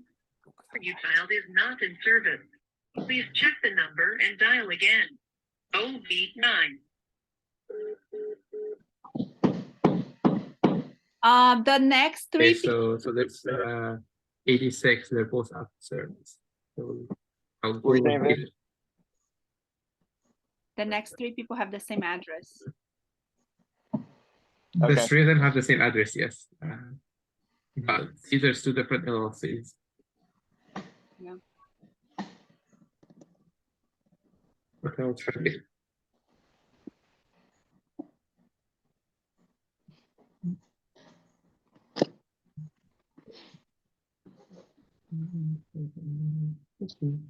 Here, you guys are gonna go on a tour with me real quick. Go.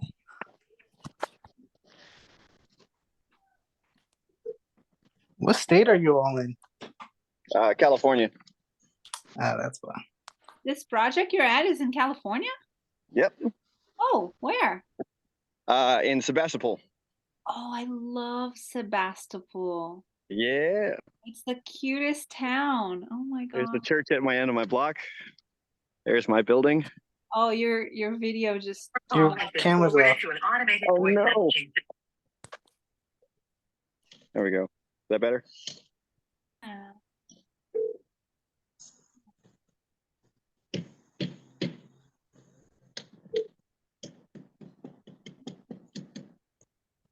Nice. It's a big remodel. Hey, David. Oh. This is All Mina my here. equipment. Hello. Sorry, did I catch you at a bad time?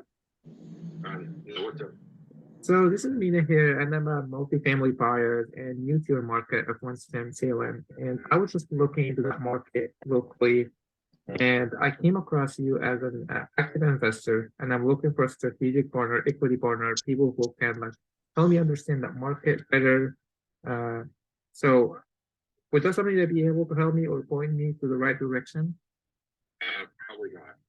My sort of running out of for the end of the year. So I'm not really doing any investing for probably the next 6 months. Okay. And would you mind if I ask you why?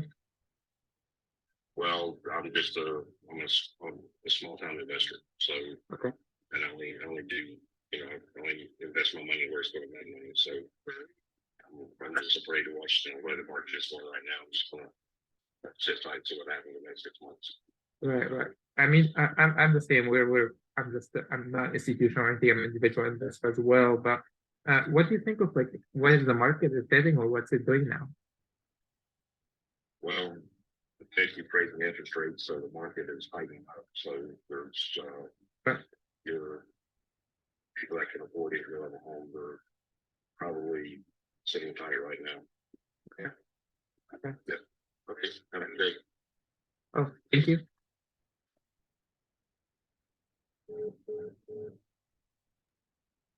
He talked. That was good, right? That was good. He talked. He talks, I guess, somewhere, and all of a sudden, have a great day, and then he left. Yeah, that Okay. was he was saying, what was he saying about rent? Did he say something about rent? High interest. No, high he said high interest market tightening up. People are sitting on the sideway. Oh, okay. And at the beginning, he said he's not doing any investing for the next 6 months. He's just watching the market. Yeah, so he's not interested. That means good. Worth a try. Was a great try. I feel like he was friendly. We could have got somewhere with him. I don't know. It's in North Carolina. Actually, his phone number is local, so he's in Forestville, North Carolina. That's why I tried to be friendly, and I didn't want to kind of piss him off. But I could have learned more about what's his portfolio involved. Sam with the Nissan Xterra. Yeah. I had to jump in here real quick because of the crew's banging and scraping and everything. I'm like, I'm not gonna be able to talk. Okay, so it was hard for me to hear what he was saying, but I pretty much got the gist of it. Tell me how we can maneuver that conversation next time so we can get more out of it.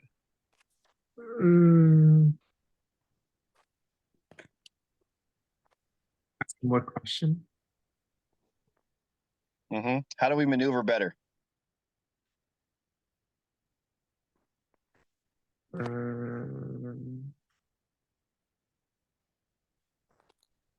I was gonna say to try to relate, but I wasn't sure how. Like, oh yeah, I agree with you. I mean, we're holding and we don't want to imply. But I said that at the beginning. I told him that we're looking to buy. Okay, let's go through the conversation. Right. Okay, so what was your first signal as to who and what it was you were talking to? Was it the signal? Yeah, what was the first like clue? This is the type of guy you're talking to, so you know like what type of energy to hit and how to approach. Yeah, so he seemed to be like he's not very red. Like he said, "Hey, this is David." He didn't turn me off. He wasn't like, "What do you want?" or "How can I help you?" He was like, "Oh, this is David." And I asked him if I'm catching him at that time. He said no. What's up? Like he was open to talk. He said he was just a small town investor, like something like that. Right. I didn't write it down, but yeah, I said that I relate to him, and I told him I'm not an institution either, and I'm just a small Okay. investor. So bring your energy up to that. Okay, I'm just a small town dude. So am I. So glad because I keep talking to these people are these huge institutional investors. Okay, I'm not like that. That's not where I'm at. All right, and then I would immediately prime into him. Okay. Oh, dude, so am I. All right. So tell me a little bit about how you got started, because I'm just getting started. Right. Right. We're not even having the conversation about whether or not he has something that we could buy or that he could buy from us. We're not there yet. If you're hitting that too soon and you don't have rapport, guys, you're going to get stonewalled, right?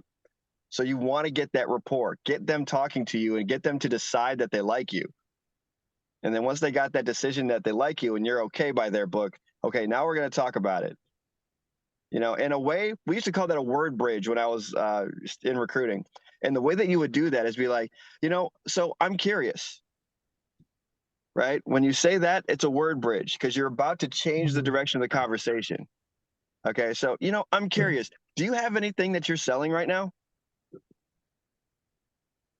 Right? You're now going to pull them through that process a little bit when you say something like that. Okay.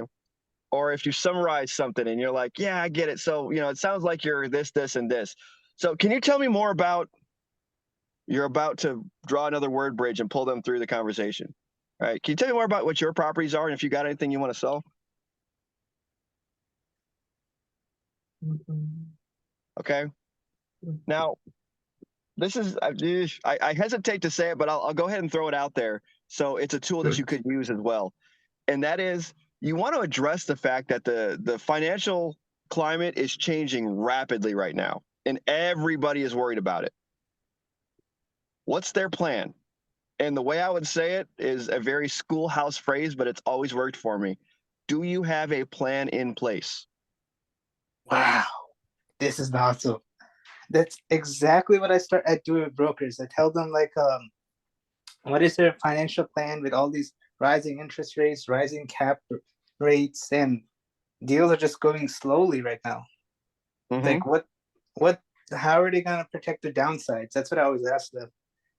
Yeah. Such a rapport builder. Like the best rapport builder, honestly. Yeah. What is your plan to weather this storm, man? Because we're all about to go through it.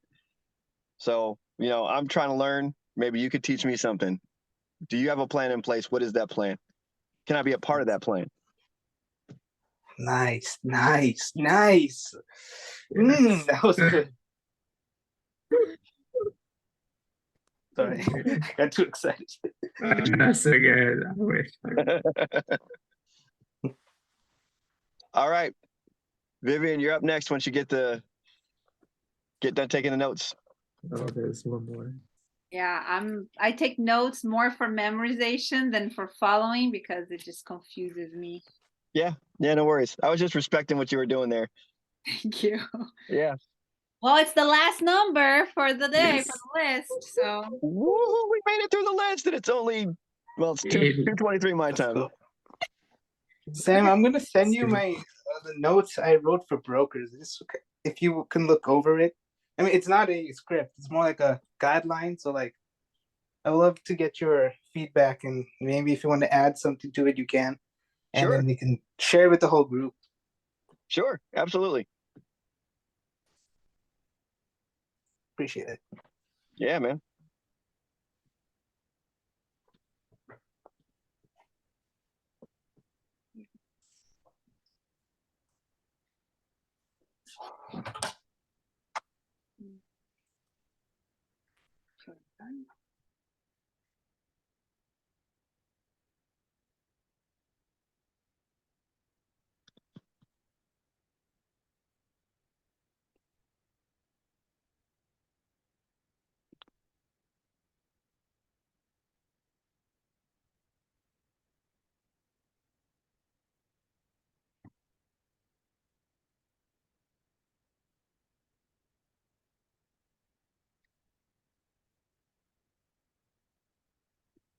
Hello, hi, this is Brian. this is him. Hi, Brian. This is Vivian. I'm calling you because I'm a buyer of multifamily properties, but I'm new to your market. I see here that you own a property in North Carolina. Am I right? Yes. Yeah. I'm calling just because I'm trying to connect with some local owners to learn a little bit more about the market with the craziness that's happening in the market right now. I'm in California and I hear a lot of people freaking out. So I was hoping to hear from you how your experience has been over there. Yes, my experience has been great, but I'm a little busy right now. I own a couple of businesses, and I do have a property, but I am not interested in selling it. But I am a little busy right now. Oh, that's fine. I'm not wanting to sell. I was just trying to have a conversation. Would you be willing to talk to me tomorrow, like for just like 5-10 minutes, and just to give me your experience? How about Saturday?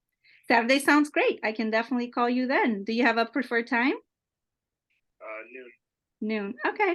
I'll give you a call. Thank you so much. I appreciate it, Brian. Thank you. Bye. Didn't sound like he's gonna pick up, but Yeah. you're gonna call. Okay. So let's talk about how to try to get that. Oh, you went mute. Hear me? Sorry, Kim was. Let's talk about how to get that no into more of a yes. Okay. Okay. You're gonna get that. What you did right there, everything was like textbook perfect, except for you skipped the building report part. Mhm. Okay. The reason why he was shutting you down is because he was like, I'm not selling it. So he knew that you were looking to buy property, right? So Mhm. take a minute right there to pause everything and say, okay, let's get off of the who's gonna buy and who's gonna sell part. And I want you to talk to me about who and what it is you do. See what I mean? Mhm. We can get to the buy and sell part later on, but right now you don't even know me and I don't even know you. So let's get to know each other first. Mhm. And then let's talk about what kind of business we could do together. I've introduced myself. I'm a buyer, so I've already set you up to let you know I'm a buyer. That's good. But now I don't want to get into that. Let's talk about just you and who I am. And Mhm. let's get into that first. And then let's talk about what kind of business we can do. Okay? If you do it that way, it'll help you turn those no's into conversations that then become maybes and then yeses later on. Okay? So when you call him back, all right now, what kind of notes are you making for what you just experienced? He has 2 other businesses. Uh-huh. I have here Saturday noon. I have to look at the time zone to call him back. He does own a property in North Carolina, and he's not wanting to sell it. Okay, good. That's good. That's pretty much all you need. The other thing I would say is that you said, "Do you have time to talk?" He said yes, and then like 3 seconds later, he's like, "I got to go." Mm-hmm. Okay, that is the symptom of a lack of rapport, I see. Mm. Mm-hmm. right? Because now all of a sudden he's got to go. Mm-hmm. Mm-hmm. So he didn't see any value in maintaining that conversation with you. So he's going to shut you down because he's running 2 businesses. Yeah. Right. So consider how to bring value to that conversation next time you talk to him as quickly as you possibly can. Mm-hmm. Okay. All right. That was the last call on the list. Yeah. All right. So here's what I'm going to say, guys. We have a super long Zoom, which is freaking awesome. I think you two have grown leaps and bounds since where you were this morning. I don't want to go into a huge debrief right now. I want to let things resonate with you guys. So then next time we jump on a Zoom, there's an opportunity for you to say, here's what I learned yesterday. Okay. Mm-hmm. And I think once we kind of do a quick 10-minute, 15-minute snapshot of what we learned today, when we talk again tomorrow, then we're going to be able to pick up hopefully right where we left off with that same momentum. And we'll carry the ball down the field a little bit more tomorrow. Okay. The last thing I will leave you with, though, is that this is a massive process, you guys. When I introduced myself and I'd let you know that this was a 9-week school that I went through, okay? The things that I learned when I was actually on the street being a recruiter made that 9 weeks pale in comparison. All right. So, what I want you to understand from that is this isn't something where we're going to have like 3 Zoom calls and now you're an awesome phone seller. Like it's not going to go that way. We are at the front end of our conversations and we're engineering those things. But once we get like one piece in place, it's a little bit easier to get the next piece in place and a little bit easier to get the next piece in place. And then next thing you know, you're closing things. And just about every time you talk to somebody, you're closing them. Okay. Because I shouldn't say just about every time you talk to somebody, but just about every day you're closing somebody. Because you have so many things that are out there that are working to bring you back things that you've already invested time in, and those time investments are now starting to return to you. Okay. But if anything, always, always, always remember that sales is a numbers game. Okay. Best way I ever heard it described when I was down and out one time, my station chief, he was like, look, man, it's a deck of cards. Okay. You're flipping for aces. That's all you're doing. So don't get wrapped up on the fact that you flip a card over and it's, you know, the 10 of hearts. It wasn't the ace. And now you're upset that it wasn't the ace. He's like, the aces are in that deck. Go find them. And you're not going to get to the aces unless you flip through every freaking card on that deck. So go flip through that card and until you find your aces. Okay. So it's just his way of telling me, don't get hung up on it. All right. It's more important that you have a number, a high number of reach outs than it is important that you have a very low number of reach outs that are super awesome on every single one of them. Don't get caught up on that. All right. Which is sort of counterintuitive. Okay. Okay. All right, you guys. All right. Thank you. Yeah, I'm going to go do my other job. Awesome, awesome, awesome. This is so much fun being with you guys. You have no idea how much fun I have doing this. It was so much fun. I'm glad we're entertained. And Morby. Same Morby for sure. I think Yeah, I'd be entertained if I watch somebody act like I'm acting right now. Well, here's an honest question, Oh, yeah. Vivian. How long do you think it's going to be before you're in my position? Oh man, it's like so down the road. I don't know. Okay, so I have a very, very firm philosophy, and that is learn, teach, do. Okay. So if you're in the learning mode right now, I've actually already kind of done it to you a couple times, both you and Mina, where I'll throw you after I teach you something. I'll say, okay, now tell the other person what I just taught you. Yeah, you did. You have said that. Yeah. Right. And that comes from that learn, teach, do philosophy. So I don't know when the next elephant challenge is going to be, but if we take the lessons that we've learned from this elephant challenge and the momentum that we gain from this elephant challenge and we run with it, when the next elephant challenge happens and we all wind up in a group together, or even if we don't, if we do, I will certainly feature and highlight you guys because we've already gone through a lot of this training. But when the newbies are jumping on the phone and they're going, okay, I don't know what to do, guess who's going to be the ones that are like, no, no, no, no. 2 months ago, I was exactly where you are. This is what that looks like. Right? Mhm. So I asked that question. It was a total trap. You will be in this position very shortly, and make no mistake, it's fun. Oh Let's my go. I love it. All Come right, you on, guys. Nina, Vivian. You guys are next. That's right. That's right. All right. That's all I got for today, you guys. If you need anything, shoot me a text over the WhatsApp. All right. Joel, shoot me your notes. Oh, yeah, And when I get a 100%. chance, I'll go through them. And I'll post any comments, concerns, or whatever I have on the WhatsApp as well. Okay. Perfect. Appreciate it, Sam. All Sam right, you guys. Morby. Oh yeah, should we call Well- him that? That'll be your nickname. Yeah, Bye. we'll see you. Thank you guys. Bye. Bye. Have a great day. See you tomorrow. Yeah, bye.